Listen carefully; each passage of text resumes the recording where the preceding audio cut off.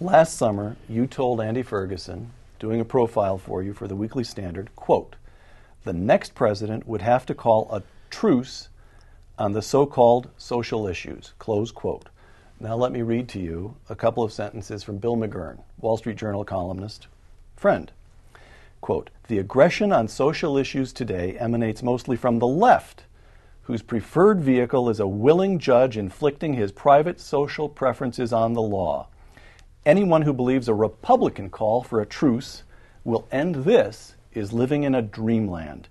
A far better way to unite Republicans and independents and Tea Partiers would be to talk about returning these hot-button issues to where they belong, the states and the localities acting through the people's elected governors and legislators." Close quote. You got Bill McGurn angry, that's for sure. So it's not that I disagree at all with these folks, and I don't want to have an argument about it. Bill may well be right.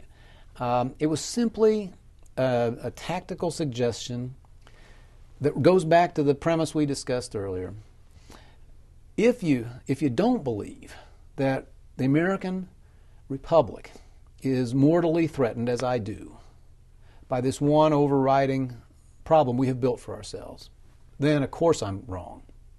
And but if that is the case, then all I was really saying was I don't want to lose one person. You keep talking about how hard it's going to be, and it is, to make the kind of changes that will restore America's greatness.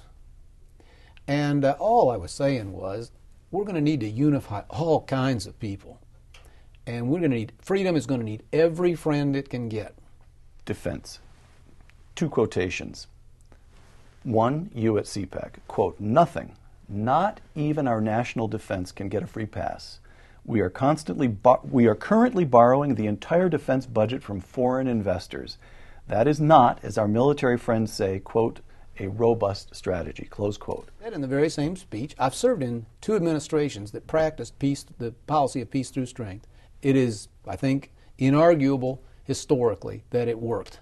Right. And it was the appropriate policy, and it always will be. But we have not been in this bind before. We have not been as broke as we are or are about to be. And it is absolutely inevitable if we do not tackle the deficit and debt problems, defense will get strangled anyway. I said if we don't get on top of this, we'll have a lot less strength, and eventually we may not have peace.